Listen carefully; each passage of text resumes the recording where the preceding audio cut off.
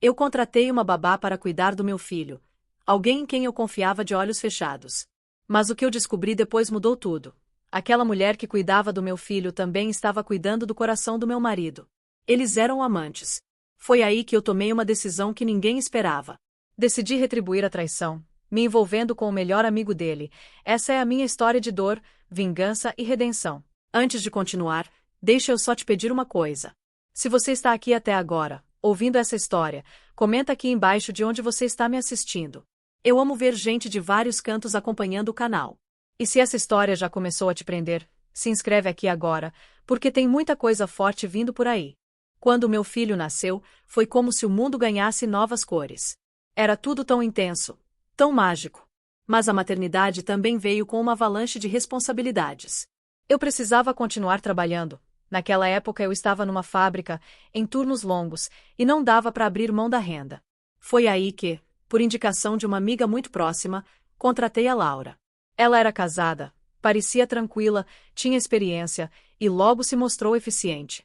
Cuidava do meu bebê com tanto carinho que eu me sentia em paz saindo de casa todas as manhãs. Além disso, ajudava com a casa, organizava tudo com perfeição. Aos poucos, ela foi se tornando mais do que uma funcionária. A Laura virou parte da nossa família. E isso, naquele momento, parecia uma bênção. Com o tempo, a Laura se tornou minha confidente. Era como se eu tivesse ganhado uma irmã dentro de casa. Eu dividia com ela minhas angústias, meus medos, até minhas brigas com o Marcos. E olha, não eram poucas. O Marcos, antes tão presente e carinhoso, começou a mudar. Chegava mais tarde, falava menos, e vivia elogiando a Laura, dizendo que ela era dedicada, que cuidava bem do nosso filho, que era uma bênção. E eu, cega pela confiança, nunca desconfiei de nada. Afinal, a Laura era casada. E tinha sido indicada por alguém de confiança. Jamais passaria pela minha cabeça que ela poderia estar cruzando um limite. As brigas com o Marcos foram se tornando mais frequentes. Às vezes por besteiras, às vezes por nada. Ele estava mais impaciente, mais controlador e, em alguns momentos, até cruel com as palavras. Eu me sentia pequena, insegura, mas ainda assim, eu o amava com uma força que me cegava. Era uma paixão doída, confusa. E nos meus momentos de dor, era Laura quem me ouvia. Ela dizia que eu não merecia aquilo, que o Marcos não prestava, que eu tinha um coração bom demais para estar com alguém assim.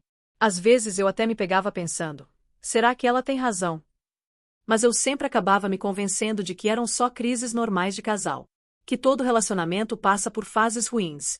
E mais uma vez, eu abaixava a cabeça e fingia que estava tudo bem. Foi numa terça-feira.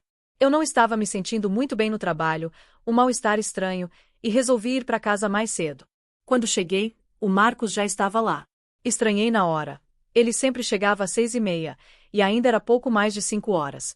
Ele estava no sofá, só de short, sem camisa, como se já estivesse relaxando após o banho.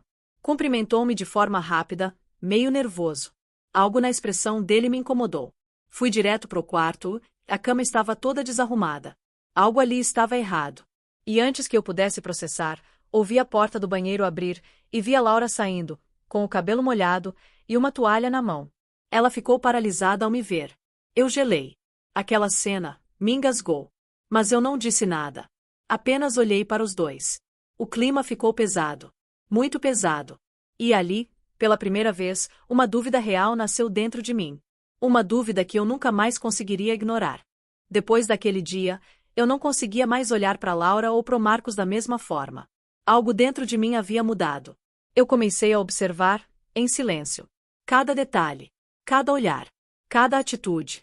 Foi então que, numa sexta-feira, o Marcos chegou em casa dizendo que teria que viajar para um treinamento da Polícia Civil. Que ele e os colegas iam passar o final de semana todo fora. Eu apenas assenti, sem mostrar nenhuma reação. No domingo à noite, ele voltou cansado, dizendo que o treinamento tinha sido intenso, puxado, mas necessário. Eu ouvi tudo, quieta. Só que dias depois, por acaso, encontrei o Raí, um dos colegas dele. E puxei conversa como quem não quer nada. Perguntei como tinha sido o tal treinamento. Ele franziu a testa e respondeu, com naturalidade. Treinamento? Não teve nenhum, não. Tá marcado só para mês que vem. Meu coração disparou. Sorri, disfarcei, e disse que devia ter me confundido. Mas dentro de mim, eu já sabia. Alguma coisa muito errada estava acontecendo. E a verdade estava mais próxima do que nunca. Eu não dormi naquela noite. Meu coração gritava por respostas, mas minha mente pedia cautela. Foi então que tomei uma decisão. Esperei o Marcos sair para o trabalho e chamei um técnico de confiança. Pedi que instalasse uma câmera escondida na sala e outra no corredor que dava para o quarto. Era a única forma de tirar a dúvida que me corroía por dentro.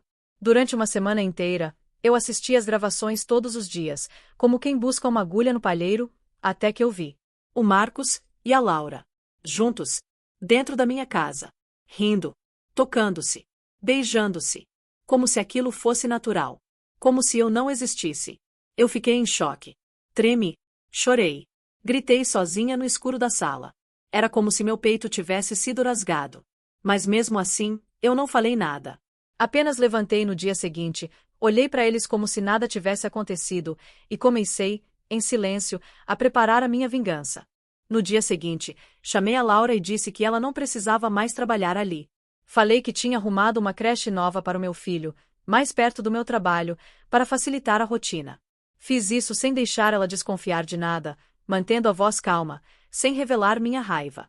Quando Marcos me perguntou por que eu tinha mandado ela embora, eu simplesmente disfarcei, dizendo que era melhor o nosso filho ficar em uma creche mesmo, que não precisava mais dela estar ali. Ele aceitou a explicação sem questionar muito, o que me deu a certeza de que ele ainda não desconfiava do que eu já sabia. Depois de afastar a Laura, a minha mente estava fervendo com planos. Eu precisava que o Marcos sentisse o mesmo que eu sentia: a traição, a dor, a humilhação. Foi aí que pensei no Raí, o melhor amigo do Marcos, colega de trabalho dele. Raí sempre deu em cima de mim, mesmo sabendo que eu era casada. No começo, eu evitava, ignorava, mas depois que descobri a mentira do falso treinamento e a traição com a Laura, tudo mudou. Resolvi aproveitar a oportunidade. Se ele estava me oferecendo atenção, desejo, eu iria aceitar. Não foi só vingança, foi um desejo ardente de mostrar ao Marcos que eu também podia ser a razão da dor dele. Comecei a me aproximar do Raí, correspondendo aos olhares e provocações. E um dia, a gente acabou se envolvendo. Toda vez que o Marcos saía dizendo que ia trabalhar ou viajar, eu fingia normalidade, mas sabia que ele ia encontrar a Laura. E eu, por minha vez, me encontrava com o Raí. Aquela troca silenciosa de traições e segredos se tornou minha arma e minha redenção. Com as imagens na mão, eu não pensei duas vezes. Não me importava o que aconteceria com ela, não queria saber se ele ia perdoá-la, expulsá-la ou fazer escândalo. Aquela mulher destruiu a minha família, e agora era a vez dela sentir na pele. Consegui o contato do marido da Laura, sem hesitar, enviei tudo: fotos, vídeos, as provas da traição. Eu só queria me vingar. Pouco tempo depois, ele apareceu na porta da minha casa, transtornado, pronto para tirar satisfações com o Marcos. Foi um barraco daqueles: gritos, acusações, ódio espalhado por todos os cantos. Quando Marcos me perguntou de onde tinham vindo aquelas imagens, eu encarei ele nos olhos e disse a verdade. Eu mandei. Eu sabia. Eu vi tudo. E estava apenas devolvendo o que eles fizeram comigo. A casa caiu, e não tinha mais como voltar atrás. Depois daquele dia, decidi que não podia mais viver naquela casa, naquela mentira, naquele passado que me sufocava. Arrumei minhas malas, peguei o meu filho nos braços e saí. Fui morar sozinha, só eu e ele, num cantinho simples, mas onde finalmente podíamos respirar em paz. Foram tempos difíceis. Reconstruir a vida sem apoio, cuidando de tudo sozinha, não foi fácil. Mas eu preferia enfrentar a solidão do que continuar sendo enganada e humilhada. Com o passar dos meses, o Raí continuou presente. Ele me procurava, ajudava com o que podia, e aos poucos foi mostrando que, mesmo no meio daquela tempestade, ele poderia ser um porto seguro. Quando percebi que podia confiar nele, que o carinho era sincero e o respeito verdadeiro, aceitei abrir meu coração. Então, depois de um tempo, eu e meu filho fomos morar com o Raí. Já fazem 10 anos desde que tomei aquela decisão. Hoje, meu filho é feliz, o Raí é um pai para ele, e eu finalmente consegui reencontrar minha paz. Não me arrependo do que fiz. Porque às vezes, para renascer, é preciso deixar o passado queimar por completo. Às vezes, a vida nos coloca em situações tão difíceis que a única saída é lutar por nós mesmos, mesmo que isso signifique tomar decisões duras e impopulares. Minha história é prova de que a verdade pode doer, mas também liberta. Se você está passando por algo parecido, não tenha medo de buscar sua felicidade e sua paz. E se gostou desse vídeo, deixe seu comentário contando de onde você está assistindo e compartilhe sua história também. Não esqueça de se inscrever no canal e ativar o sininho para não perder nenhum vídeo. Aqui, a gente fala de vida real, de histórias reais. Obrigada por estar comigo até aqui.